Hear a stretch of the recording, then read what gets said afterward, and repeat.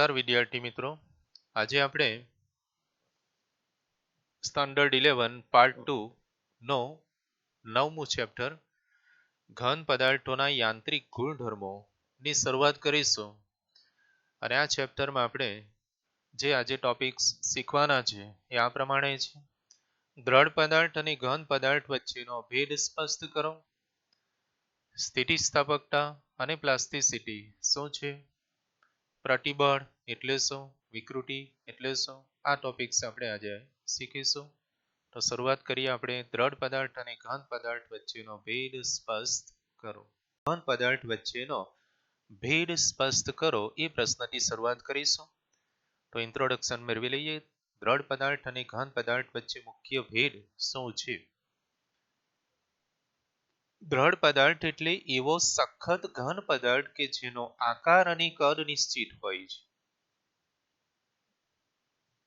પદાર્થ ગતિમાં હોય કે સ્થિર હોય ત્યારે તેના ઘટક કણો વચ્ચેના સાપેક્ષ અંતરો અફર જળવાઈ રહેતા હોય તો તેને દ્રઢ પદાર્થ કહે છે. દ્રઢ પદાર્થનું વિરૂપણ કરી શકાતું નથી, જ્યારે ઘન પદાર્થનું વિરૂપણ થઈ શકે છે. એટલે કે દ્રઢ પદાર્થમાં આપણે ફેરફાર કરી શકતા નથી, એને ખેંચી દબાવી કે તાણી શકાતો નથી, જ્યારે ઘન પદાર્થ ને ખેંચી તાણી કે દબાવી શકીએ છીએ, એટલે કે તેનું વિરૂપણ થઈ શકે છે. દ્રઢ પદાર્થ એ આદર્શ છે, એટલે કે દ્રઢ પદાર્થ આદર્શ કલ્પના છે, આદર્શ વિભાવના છે. વ્યવહારમાં દ્રઢ પદાર્થ મળવો મુશ્કેલ છે. વાસ્તવમાં ઘન પદાર્થને આપણે દ્રઢ પદાર્થ ગણી શકીએ, પણ આવા પદાર્થને પણ ખેંચી દબાવી કે વાળી શકાય છે, એટલે કે વિરૂપિત કરી શકાય છે. તેથી ઘન પદાર્થો પૂર્ણપણે દ્રઢ પદાર્થ નથી. ઘન પદાર્થને આપણે દ્રઢ પદાર્થ ગણી શકીએ એ વિભાવનાથી આપણે આગળ વધીશું. તો એ મિકેનિકલ પ્રોપર્ટીઝ ઓફ સોલિડ્સ શીખવા માટે શરૂઆત આપણે સ્થિતિસ્થાપક અને પ્લાસ્ટિસિટી એ બે શબ્દ સમજીને આગળ વધીશું. સ્થિતિસ્થાપકતા અને પ્લાસ્ટિસિટી એટલે શું? પદાર્થના જે ગુણધર્મની કારણે તેના પર લગાડેલ વિરૂપક બળ દૂર કરતા તે પોતાનો મૂળ આકાર અને પરિમાણ પુનઃ પ્રાપ્ત કરે છે, તેને સ્થિતિસ્થાપકતા કહે છે, ઇલાસ્ટિસિટી કહે છે. અને ઉત્પન્ન થતા વિરૂપણને સ્થિતિસ્થાપક વિરૂપણ કહે છે. ઉદાહરણ તરીકે લુગડી અથવા કાદવના પિંડ પર જો તમે બળ લાગુ પાડો તો તેમાં પોતાનો પ્રારંભિક આકાર પાછો મેળવવાની વૃત્તિ હોતી નથી અને તે કાયમ માટે વિરૂપિત થઈ જાય છે. જ્યારે સ્પ્રિંગ પર સ્થિતિસ્થાપકતાની હદમાં આપણે વિરૂપક બળ લગાડીએ તો લગાડેલ વિરૂપક બળ દૂર કરતા એ સ્પ્રિંગ પોતાનો આકાર સંપૂર્ણપણે પ્રાપ્ત કરે છે. અને લુગડી અથવા કાદવનું પિંડ એ તેના પર લાગુ પાડેલ વિરૂપક બળ દૂર કરતા એ કાયમ માટે વિરૂપિત થઈ જાય છે. આવા પદાર્થોને પ્લાસ્ટિક કહેવાય છે અને આવા ગુણધર્મને પ્લાસ્ટિસિટી કહીશું. લુગડી અને કાદવ એ આદર્શ પ્લાસ્ટિસિટીની નજીક છે.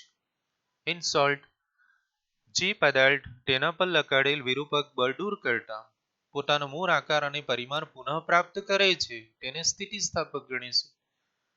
અને વિરૂપક બળ દૂર કરતા પોતાનો મૂળ આકાર પૂર્ણપણે પ્રાપ્ત કરતો નથી, એમાં કાયમ માટે વિકૃતિ રહી જતી હોય તો તેવા પદાર્થોને આપણે પ્લાસ્ટિક કહીશું. તો આ રીતે ઇલાસ્ટિસિટી અને પ્લાસ્ટિસિટીથી આ ચેપ્ટરની આપણે શરૂઆત કરીશું. તો ખૂબ જ અગત્યનો પ્રશ્ન, ખૂબ જ અગત્યનો ટોપિક.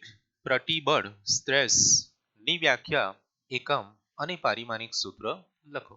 પ્રતિબળ એટલે શું, તેનો એકમ અને પારિમાણિક સૂત્ર જણાવો. આ આકૃતિ આપણે ધ્યાનમાં લઈશું. જ્યારે પદાર્થ પર વિરૂપક બળ લગાડવામાં આવે ત્યારે પદાર્થમાં પુનઃસ્થાપક બળ ઉદ્ભવે છે. આ પુનઃસ્થાપક બળનું મૂલ્ય લાગુ પાડેલ બળ જેટલું જ પરંતુ તેની વિરુદ્ધ દિશામાં હોય છે. તો એકમ ક્ષેત્રફળ દીઠ ઉદ્ભવતા પુનઃસ્થાપક બળને પ્રતિબળ કહે છે. પદાર્થના એ આડછેદના ક્ષેત્રફળને લંબ દિશામાં લાગુ પાડેલ બળ F હોય.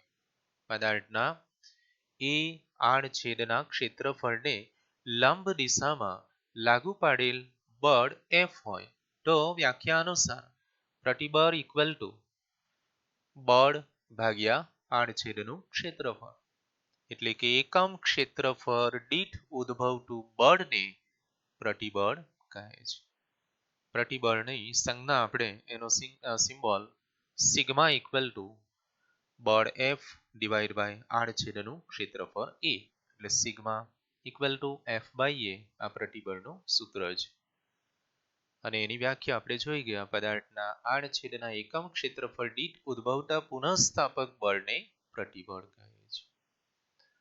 તો એ પ્રતિબળનો એકમ જોઈએ. હવે પ્રતિબળનો SI એકમ ન્યૂટન પર મીટર સ્ક્વેર, બળનો એકમ ન્યૂટન અને આડછેદનો એકમ મીટર સ્ક્વેર માટે ન્યૂટન પર મીટર સ્ક્વેર અથવા વૈજ્ઞાનિક પાસ્કલની યાદમાં એનો એકમ પાસ્કલ PA લઈશું. તો પ્રતિબળનો SI એકમ ન્યૂટન પર મીટર સ્ક્વેર અથવા પાસ્કલ છે. એનું પારિમાણિક સૂત્ર જોઈએ. પ્રતિબળનું પારિમાણિક સૂત્ર m1L-1T-2 થશે. આ રીતે પ્રતિબળની વ્યાખ્યા, એકમ અને પારિમાણિક સૂત્રો એ એક્ઝામની દ્રષ્ટિએ 1 માર્ક્સના MCQ કે VSQ માટે ખૂબ જ અગત્યનું. આ સૂત્ર આપણે દાખલા કે MCQ સોલ્વ કરવા માટે યાદ રાખીશું કે પદાર્થના આડછેદના એકમ ક્ષેત્રફળ દીઠ ઉદ્ભવતા પુનઃસ્થાપક બળને પ્રતિબળ કહે છે. એકમ ન્યૂટન પર મીટર સ્ક્વેર અથવા પાસ્કલ. પારિમાણિક સૂત્ર m1L-1T-2 છે. તો એ પ્રતિબળનો એક પ્રકાર આપણે શીખીશું, સંગત પ્રતિબળ, લોન્જિટ્યુડિનલ સ્ટ્રેસ. સમજાવો. 2 માર્ક્સ માટે આ પ્રશ્ન અગત્યનો કહી શકાય. પ્રતિબળ એટલે શું? સંગત પ્રતિબળ અથવા તણાવ કે દાબીય પ્રતિબળ સમજાવો. તો એના માટે સૌપ્રથમ આપણે આકૃતિ ધ્યાનમાં લઈશું. આકૃતિમાં L લંબાઈના નળાકારને તેના આડછેદને લંબ રૂપે બે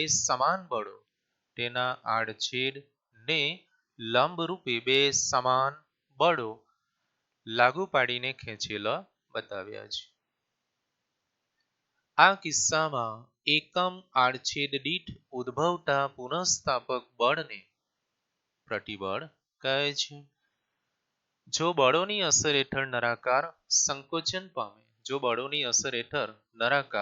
ની લંબાઈ L ઘટે, સંકોચન પામે, તો એકમ ક્ષેત્રફળ દીઠ ઉદ્ભવતા પુનઃસ્થાપક બળને દાબીય પ્રતિબળ કહીશું.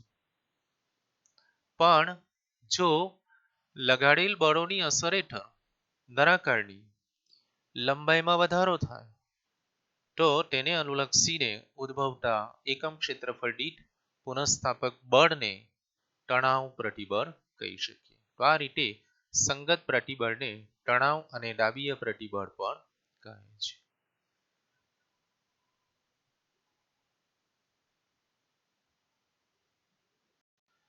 તો એ પ્રતિબળ પછીનો અગત્યનો પ્રશ્ન, વિકૃતિ એટલે શું?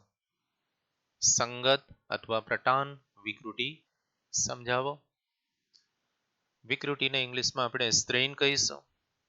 અને વિકૃતિનો એક પ્રકાર છે સંગત વિકૃતિ, લોન્જિટ્યુડિનલ સ્ટ્રેન. જેવી રીતે આપણે સંગત પ્રતિબળ શીખી ગયા તે રીતે હવે સંગત વિકૃતિ શીખીશું.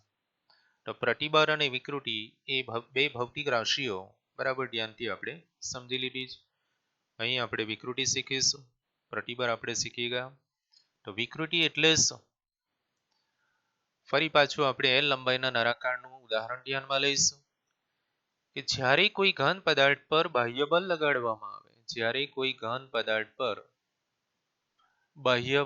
લગાડવામાં આવે, ત્યારે તેના પરિમાણમાં ત્રણ રીતે ફેરફાર થઈ શકે. પરિમાણ એટલે માપી શકાતી ભૌતિક રાશિઓ. ઉદાહરણ તરીકે લંબાઈ. જ્યારે કોઈ ઘન પદાર્થ પર બાહ્ય બળ લગાડવામાં આવે છે ત્યારે તેના પરિમાણમાં ત્રણ રીતે ફેરફાર થઈ શકે: લંબાઈમાં, કદમાં અને આકારમાં. તો તેને અનુલક્ષીને ત્રણ પ્રકારની વિકૃતિ આપણને મળે. પદાર્થના પરિમાણમાં થતા આંશિક ફેરફારને વિકૃતિ કહે છે. તો એમાં આપણે સંગત એટલે કે પ્રટાન વિકૃતિ શીખીશું. લંબાઈને અનુલક્ષીને ઉદ્ભવતી વિકૃતિ શીખીશું. પ્રટાન વિકૃતિ શું છે? પદાર્થ પર વિરૂપક બળ લગાડતા તેની લંબાઈમાં થતા આંશિક ફેરફારને પ્રટાન વિકૃતિ કહે છે. લંબાઈમાં થતો આંશિક ફેરફાર, ક્યાં તો લંબાઈ વધે અથવા તો ઘટે, તો એને અનુલક્ષીને ઉદ્ભવતા આંશિક ફેરફારને આપણે પ્રટાન વિકૃતિ કહીશું. જો કોઈ નળાકારની મૂળ લંબાઈ L હોય, આકૃતિમાં દર્શાવ્યા અનુસાર જો કોઈ નળાકારની મૂળ લંબાઈ L હોય અને તેના પર F જેટલું વિરૂપક બળ લગાડતા લંબાઈમાં થતો ફેરફાર Δl હોય. મૂળ લંબાઈ L હતી અને F વિરૂપક બળ લગાડવાને કારણે એની લંબાઈમાં Δl જેટલો વધારો થતો બતાવ્યો છે અને ત્રીજી આકૃતિમાં Δl જેટલો ઘટાડો થતો બતાવ્યો છે. તો તેને અનુલક્ષીને ઉદ્ભવતી વિકૃતિ એટલે કે સંગત વિકૃતિ epsilon L equal to Δl upon L. લંબાઈમાં થતો ફેરફાર ભાગ્યા મૂળ લંબાઈ. લંબાઈમાં થતો ફેરફાર ભાગ્યા મૂળ લંબાઈ ને સંગત વિકૃતિ કહીશું.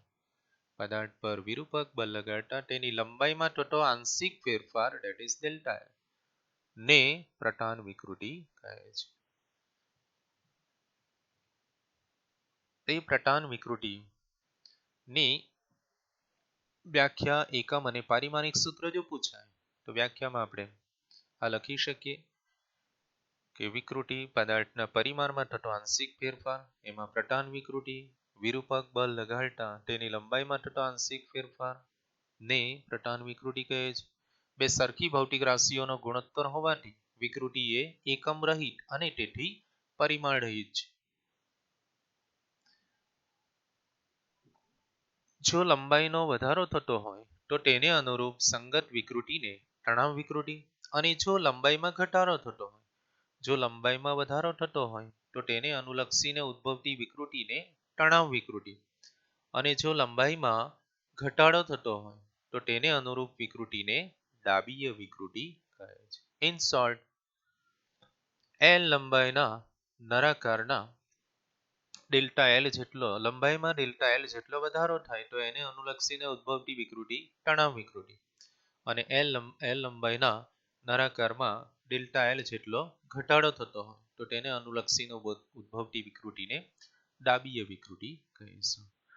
આ રીતે તણાવ કે ડાબીય વિકૃતિને સંગત વિકૃતિ અથવા પ્રટાન વિકૃતિ કહે છે.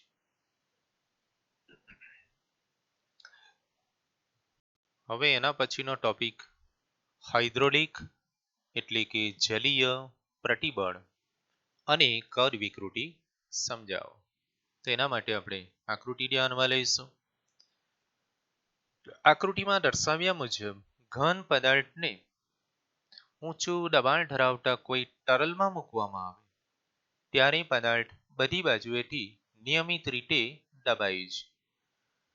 જો કોઈ ઘન પદાર્થને આકૃતિમાં દર્શાવ્યા મુજબ ઊંચું દબાણ ધરાવતા કોઈ તરલમાં મૂકવામાં આવે ત્યારે પદાર્થ બધી બાજુએથી નિયમિત રીતે દબાય છે.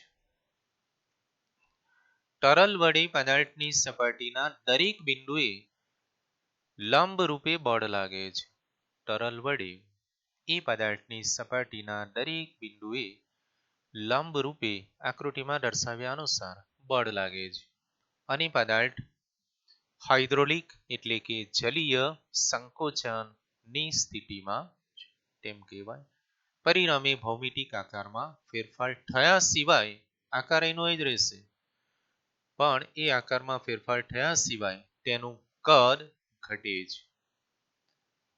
પદાર્થમાં આંતરિક પુનઃસ્થાપક બળ ઉદ્ભવે છે જે તરલ દ્વારા લાગતા બળ જેટલું અને તેની વિરુદ્ધ દિશામાં હોય છે. આ કિસ્સામાં એ પદાર્થના એકમ ક્ષેત્રફળ દીઠ આંતરિક પુનઃસ્થાપક બળ ને હાઇડ્રોલિક પ્રતિબળ તરીકે ઓળખીશું. તેનું મૂલ્ય હાઇડ્રોલિક દબાણ એટલે કે એકમ ક્ષેત્રફળ દીઠ લાગતા બળ જેટલું હોય છે. આ દબાણને કારણે ઉદ્ભવતી વિકૃતિને કદ વિકૃતિ કહે છે અને તેને ડેલ્ટા વી વડે એટલે કે કદમાં થતા ફેરફારને ડેલ્ટા વી અને તેનું મૂળ કદ વી હોય તો કદમાં થતો ફેરફાર અને મૂળ કદના ગુણોત્તરને કદ વિકૃતિ કહે છે. એટલે કદ વિકૃતિ epsilon V equal to delta V upon V. કદ વિકૃતિ equal to delta V upon V. કદમાં થતો ફેરફાર ભાગ્યા મૂળ કદ ને કદ વિકૃતિ કહે છે. તો આ રીતે આપણે હાઇડ્રોલિક અથવા તો જલીય પ્રતિબળ અને કદ વિકૃતિ સમજાવી શકીએ.